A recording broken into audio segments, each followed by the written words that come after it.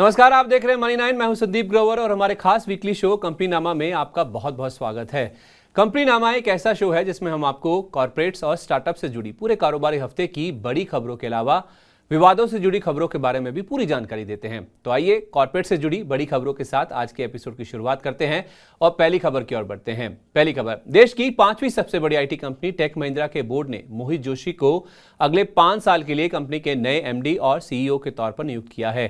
Take Mahindra में इनका कार्यकाल 20 दिसंबर 2023 से शुरू होगा और वो सीपी गुरनानी को रिप्लेस करेंगे जो दिसंबर 2023 में रिटायर हो रहे हैं। आपको बता दें कि मोहित जोशी इन्फोसिस में बतौर प्रेसिडेंट नियुक्त थे और 11 मार्च को ही उन्होंने अपने पद से इस्तीफा दिया है। आपको बता दें कि उनका इन्फोसिस को छोड़ टेक महिंद्रा को ज्वाइन करना काफी महत्वपूर्ण है क्योंकि मोहित इन्फोसिस के साथ पिछले 22 साल से थे और इस दौरान उन्होंने कंपनी के साथ कई पदों पर काम किया है। जानकारों को मानना है कि यह कदम टेक महिंद्रा के लिए स्ट्रैटेजी और स्टॉक दोनों पर्सपेक्टिव से काफी पॉजिटिव है। 13 मार्च को जब यह खबर आई तो टेक महिंद्रा का शेयर दिन के दौरान 10% के उछाल के बाद करीब 7% की बढ़त लेकर बंद हुआ था। दूसरी खबर, अगली खबर भी इनफैक्ट टीसीएस एक आईटी कंपनी से जुड़ी है। देश की सबसे बड़ी आईटी कंपनी टीसीएस के एमडी और सीईओ राजेश गोपीनाथन ने अपने पद से इस्तीफा दे दिया है। उनकी जगह कंपनी की बीएफएसआई यूनिट के प्रेसिडेंट के कृथिवसन अब ये पदभार संभालेंगे। गोपीनाथन का इस्तीफा देना काफी चौंकाने वाला फैसला है क्योंकि वो पिछले 6 साल से इस पद पर थे और पिछले साल ही उनको दोबारा सीईओ नियुक्त किया गया था। जहां तक कृथिवसन की बात हो तो वो 1989 से कंपनी के साथ हैं और delivery, relationship management, large program management के साथ साथ सेल्स में कई लीडरशिप पोजीशंस को हैंडल कर चुके हैं। 17 मार्च को टीसीएस का शेयर करीब 1/4% की गिरावट के साथ बंद हुआ था। तीसरी खबर की ओर बढ़ते हैं। देश के दूसरे सबसे बड़े निजी बैंक आईसीआईसीआई बैंक को लेकर इस हफ्ते एक राहत की खबर आई है। खबर यह है कि आईसीआईसीआई बैंक को बैंकिंग रेगुलेटर आरबीआई से अपनी general insurance subsidiary company ICICI Lombard में हिस्सा कम करने के लिए 1 साल की अतिरिक्त मोहलत मिल गई है। आपको बता दें कि आईसीआईसीआई बैंक के पास फिलहाल आईसीआईसीआई लोम्बार्ड में 48% हिस्सेदारी है और इसे सितंबर 2023 तक घटाकर 30% करना था, पर अब इस हिस्सा कम करने के लिए बैंक के पास सितंबर 2024 यानी 1 साल की अतिरिक्त मियाद होगी। 13 मार्च को खबर आने के बाद आईसीआईसीआई बैंक का शेयर 1.5% गिरकर और आईसीआईसीआई लोम्बार्ड का शेयर 0.5% की बढ़त के साथ बंद हुआ था। चौथी खबर, 13 मार्च यानी सोमवार को ऑटोमोटिव टेक्नोलॉजी सॉल्यूशंस देने वाली कंपनी सोना कॉमस्टार यानी सोना बीएलडब्ल्यू प्रिसिशन में 20.7% हिस्सेदारी या 12.1 करोड़ शेयरों के बड़े सौदे हुए थे। इन सौदों में पी फर्म ब्लैकस्टोन ने सोना कॉमस्टार में अपनी पूरी 20.5% हिस्सेदारी बेच दी है। 410 रुपए प्रति शेयर के औसत भाव पर इस बाकी बचे हिस्से की बिक्री से ब्लैकस्टोन को 4,917 करोड़ रुपए की रकम मिली है। इस हिस्सा बिक्री के बाद 13 मार्च को सोना बीएलडब्ल्यू का शेयर 6% से ज्यादा की गिरावट के साथ बंद हुआ था, पर इस हिस्से को विदेशी निवेशकों, सॉवरन वेल्थ फंड्स, घरेलू म्यूचुअल फंड्स और इंश्योरेंस कंपनियां खरीदने में शामिल थी जिनमें government of Singapore, Fidelity, FMR, ICICI prudential life insurance व एचडीएफसी म्यूचुअल फंड जैसे दिग्गज निवेशकों के नाम शामिल थे। बीते 5 दिन में सोना बीएलडब्ल्यू के शेयर में हल्की बढ़त देखने को मिली है। पांचवी खबर का रुख कर लेते हैं। इस सोमवार यानी 13 मार्च को 3 साल का लॉक इन खत्म होने पर येस बैंक के शेयर में इंट्राडे में 13% तक की गिरावट देखने को मिली थी। दिन के दौरान शेयर ने 14 रुपए 40 पैसे का 8 महीने का निचला स्तर भी छुआ था। 13 मार्च को एनएसई पर सबसे ज्यादा और बीएसई पर दूसरा सबसे ज्यादा ट्रेड होने वाला ये शेयर था। मार्च 2020 में एसबीआई के नेतृत्व वाले कंसोर्टियम ने बैंक को डूबने से बचाने के लिए 10,000 करोड़ रुपए का निवेश किया था। इस निवेश या बचावकारी प्लान के तहत निवेशकों की 75% हिस्सेदारी या होल्डिंग 3 साल के लिए लॉक इन रहेगी जो 13 मार्च को खत्म हो गई। आपको बता दें कि एसबीआई के अलावा HDFC, ICICI bank, axis bank, Kotak Mahindra bank और आईडीएफसी फर्स्ट बैंक की दिसंबर 2022 तक इस बैंक में 1 से 3.5% हिस्सेदारी थी। 13 मार्च को जब यह लॉक इन खत्म हुआ तो येस बैंक का शेयर करीब 5.5% की गिरावट के साथ बंद हुआ था। छठी खबर, देश की दूसरी सबसे बड़ी टेलीकॉम कंपनी भारती एयरटेल ने पूरे भारत में अपने एंट्री लेवल प्लान यानी मिनिमम मंथली प्लान की कीमत बढ़ाकर 155 रुपए कर दी है। कंपनी ने सबसे पहले नवंबर 2022 में 2 सर्कल में यानी हरियाणा और ओडिशा में 99 रुपए वाला प्लान बंद कर दिया था। इसके बाद कुल 22 में से 19 सर्कल में धीरे धीरे एंट्री लेवल प्लान की कीमत 99 रुपए से 57% बढ़ाकर 155 रुपए कर दी गई थी और अब बाकी बचे 3 सर्कल यानी कोलकाता, गुजरात और मध्य प्रदेश में भी इसे लागू कर दिया गया है। 5 दिन में देखें तो भारतीय एयरटेल का शेयर 2.5% गिरा है। अगली खबर, अगली खबर, एयरटेल की ओर से प्रीपेड प्लान की कीमतें बढ़ाने के बाद जियो ने अपने पोस्टपेड एंट्री टैरिफ में 50% की बढ़ोतरी की घोषणा की है। जियो अपने 199 रुपए वाले entry level postpaid tariff plan को बंद कर रही है और इसे 299 रुपए वाले प्लान से रिप्लेस करेगी। एंट्री लेवल प्लान की कीमतों को बढ़ाकर ये दोनों टेलीकॉम कंपनियां ग्राहकों को पोस्टपेड में शिफ्ट होने के लिए प्रोत्साहित कर रही हैं, ताकि इन कंपनियों के आरपू यानी प्रति यूजर औसत आय में इजाफा हो सके। इसके अलावा दूसरी खबर रिलायंस को लेकर यह आई है कि कैंपा कोला के लॉन्च के बाद कोक ने 3 राज्यों में अपने दाम कम कर दिए हैं। तीसरी खबर यह है कि कंपटीशन कमीशन ऑफ इंडिया यानी सीसीआई ने रिलायंस की ओर से 34.4 करोड़ डॉलर में मेट्रो के घरेलू कारोबार को खरीदने की डील को मंजूरी दे दी है। साथ ही खबर यह भी थी कि आरआईएल को 3 अरब डॉलर के लोन के लिए करीब 3 दर्जन बैंक हिस्सा ले सकते हैं। इस रकम का इस्तेमाल आरआईएल के क्षमता विस्तार खर्च के साथ साथ जियो के 5G विस्तार पर होगा। 17 मार्च को आरआईएल का शेयर मामूली गिरावट के साथ बंद हुआ था। आठवीं खबर, कर्ज को कम करने पर फोकस कर रहे अदानी ग्रुप को लेकर इस हफ्ते ऐसी खबरें थी कि ग्रुप अंबुजा सीमेंट में 4 से 5% हिस्सा बेचने पर फोकस कर रहा है। 45 करोड़ डॉलर में इस हिस्सा बिक्री के लिए इंटरनेशनल लेंडर्स को औपचारिक निवेदन भेज दिया गया है। अंबुजा सीमेंट में ग्रुप का 63% हिस्सा है और डील के बाद ग्रुप ने ग्लोबल लेंडर्स से कर्ज उठाया था और उस समय यह कहा था कि आगे इस ग्रुप में कोई भी हिस्सा बिक्री नहीं होगी। ये सारे लेंडर्स विदेशी बैंक थे और माना जा रहा है कि जीक्यूजी पार्टनर्स ये हिस्सा खरीद कर सकती है, जो पहले भी अदानी ग्रुप की ही 4 ग्रुप कंपनियों में निवेश कर चुकी है। 24 जनवरी को जारी हिंडनबर्ग रिपोर्ट के बाद ये अदानी ग्रुप की ओर से किसी कंपनी में पहली हिस्सा बिक्री होगी। 13 मार्च को अंबुजा सीमेंट का शेयर करीब 3% गिरकर बंद हुआ था। अगली खबर, देश की दिग्गज मेटल और माइनिंग कंपनी वेदांता को लेकर इस हफ्ते 2 खबरें आई हैं और दोनों ही कर्ज से जुड़ी हैं। पहली खबर यह है कि कंपनी ने स्टैंडर्ड चार्टर्ड बैंक को 10 करोड़ डॉलर का कर्ज भुगतान कर दिया है। यह कर्ज शेयर गिरवी रख लिया गया था और इसके भुगतान से कंपनी ने अपने गिरवी रखे शेयरों को छुड़वा लिया है। कंपनी की ओर से अपने निवेशकों को कन्विंस करने के लिए कि कर्ज मैनेजेबल लिमिट्स में रहा है और यह भुगतान उसी दिशा में एक और कदम है। इसके अलावा दूसरी खबर में आगे आने वाले कर्ज पेमेंट के लिए कंपनी अपनी सब्सिडरी के जरिए 1 अरब डॉलर की रकम जुटाने के लिए अब क्रेडिट फंड से भी बातचीत कर रही है। 16 मार्च को वेदांता का शेयर करीब 0.25% की गिरावट के साथ बंद हुआ था। 10वीं खबर की ओर चलते हैं। गुरुवार यानी 16 मार्च को जापान की सुमिटोमो वायरिंग सिस्टम्स ने संवर्धना मदरसन में अपना 3.4% हिस्सा बेच दिया है। यह हिस्सेदारी ओपन मार्केट ट्रांजैक्शन यानी खुले बाजार के जरिए बेची गई है। 70 रुपये 10 पैसे के औसत भाव पर सुमिटोमो वायरिंग को 13 करोड़ शेयरों की बिक्री से 1612 करोड़ रुपए की रकम मिली है। आपको बता दें कि Sumitomo wiring systems auto ancillary company Samvardhana Motherson की प्रमोटर एंटिटी है। 16 मार्च को जब यह खबर आई, जब हिस्सा बिक्री हुई, तो संवर्धना मदरसन का शेयर करीब 10.5% की बड़ी गिरावट के साथ बंद हुआ था। तो ये थी बीते कारोबारी हफ्ते की कॉर्पोरेट जगत से जुड़ी बड़ी सुर्खियां। लेकिन अब रुक करते हैं कॉर्पोरेट जगत की ऐसी खबरों का जिनमें कोई ना कोई विवाद जुड़ा हुआ है, ऑन द रडार के जरिए। और पहली खबर देख लेते हैं। पहली खबर, निजी क्षेत्र के बैंक इंडसइंड बैंक को लेकर बैंकिंग रेगुलेटर आरबीआई ने इस हफ्ते एक विचित्र फैसला लिया है।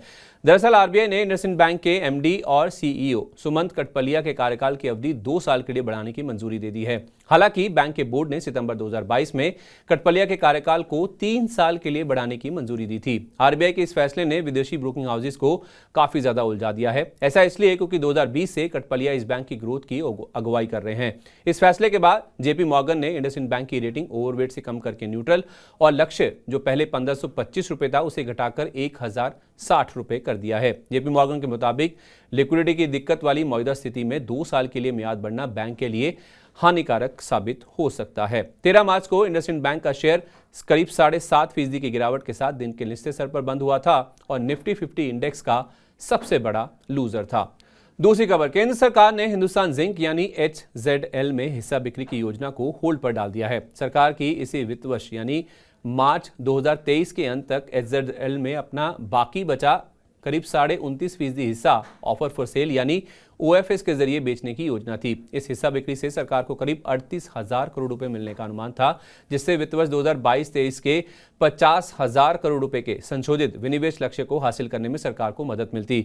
पर हिंदुस्तान जिंक की ओर से अपनी मालिकाना अधिकार वाली कंपनी वेदांता के ग्लोबल जिंक एसेट्स को करीब 3 अरब डॉलर में खरीदने के फैसले से केंद्र सरकार नाखुश है और इस डील को रोकने के लिए हर मुमकिन कदम उठाने पर विचार कर रही है। इस डील को लेकर सरकार और वेदांता के बीच चल रहे विवाद से इन्वेस्टर सेंटीमेंट ठीक नहीं है। 19 जनवरी को इस डील को बोर्ड से मंजूरी के बाद से हिंदुस्तान जिंक का शेयर करीब 20% गिर चुका है। 13 मार्च को जब ये खबर आई तो हिंदुस्तान जिंक का शेयर करीब 1.5% की कमजोरी के साथ बंद हुआ था।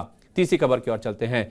कर्ज समाधान के लिए दिवालिया प्रक्रिया से गुजर रही रिलायंस कैपिटल की नीलामी के फ्रेश राउंड से जुड़े विवाद पर सुप्रीम कोर्ट ने तुरंत सुनवाई करने की मंजूरी दे दी है। इस मामले में सुप्रीम कोर्ट टोरेंट ग्रुप की अर्जी पर 20 मार्च को सुनवाई करने को तैयार हो गई है। पिछले एपिसोड में हमने आपको बताया था कि टोरेंट ग्रुप ने एनसीएलटी के फैसले के खिलाफ सुप्रीम कोर्ट में अर्जी दी है। 2 मार्च को एनसीएलटी ने रिलायंस कैपिटल के लेंडर्स को ई ऑक्शन का दूसरा राउंड करवाने की मंजूरी दी थी। लेंडर्स ने ई ऑक्शन का दूसरा राउंड 20 मार्च को करवाने की योजना बनाई थी। दूसरे राउंड में लेंडर्स ने 8,000 करोड़ रुपए के अपफ्रंट कैश के साथ साथ कम से कम 9,500 करोड़ रुपए की शुरुआती बोली की मांग की थी। आपको बता दें कि पहले राउंड में शुरुआती बोली की रकम 6,500 करोड़ रुपए तय की गई थी। 13 मार्च को रिलायंस कैपिटल का शेयर करीब 4.5% गिरकर बंद हुआ था। चौथी खबर, जेपी ग्रुप की होल्डिंग कंपनी जेपी एसोसिएट्स ने एनसीएलटी के फैसले के खिलाफ एनसीएलटी में अर्जी दाखिल की है। पिछले हफ्ते एनसीएलटी की न्यू दिल्ली बेंच ने मुंबई की रियल एस्टेट कंपनी सुरक्षा रियल्टी और लक्षद्वीप इन्वेस्टमेंट्स एंड फाइनेंस की ओर से जेपी इंफ्राटेक को खरीदने के लिए लगाई गई 7,936 करोड़ रुपए की बोली को मंजूरी दे दी थी, जिसकी जानकारी हमने आपको पिछले एपिसोड में दी भी थी। पर जेपी एसोसिएट्स ने एस्क्रो अकाउंट में रखे हुए 750 करोड़ रुपए की रकम में से केवल 91 करोड़ रुपए कंपनी को और बाकी बची रकम जेपी इंफ्राटेक को ट्रांसफर किए जाने के एनसीएलटी के कैलकुलेशन या डिस्ट्रीब्यूशन के तरीके को चुनौती दी है। 750 करोड़ रुपए की इस रकम को जेपी एसोसिएट्स ने अगस्त 2017 से खुद के खिलाफ चल रही दिवालिया प्रक्रिया के तहत सुप्रीम कोर्ट को जमा किया था। 15 मार्च को जेपी एसोसिएट्स का शेयर एकदम सपाट बंद हुआ था।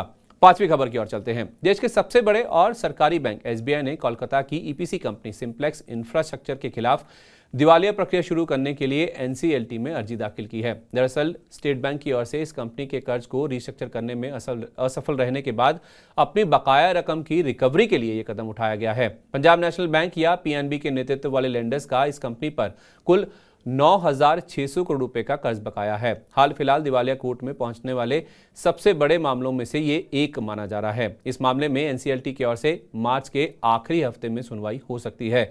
16 मार्च को एसबीआई का शेयर 1.5% चढ़कर और सिंप्लेक्स इंफ्रा का शेयर करीब 13% की गिरावट के साथ बंद हुआ था। छठी खबर, देश की दोनों स्टॉक एक्सचेंजों यानी एनएसई और बीएसई ने पतंजलि फूड्स के प्रमोटर समेत कुल 21 ग्रुप एंटिटीज के शेयरों को फ्रीज कर दिया है।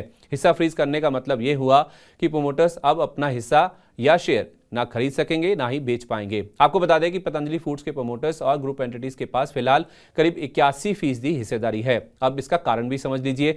कारण यह है कि पतंजलि फूड्स ने मार्केट रेगुलेटर सेबी के minimum public share holding norms यानी न्यूनतम पब्लिक हिस्सेदारी से जुड़े नियमों का पालन अभी तक नहीं किया है। जुलाई 2019 में पतंजलि ने रुचि सोया का अधिग्रहण पूरा किया था और 2022 में प्रमोटर्स ने एफपीओ के जरिए अपना हिस्सा घटाया था, जिसके बाद पब्लिक का हिस्सा इस कंपनी में बढ़कर 19.18% हो गया था।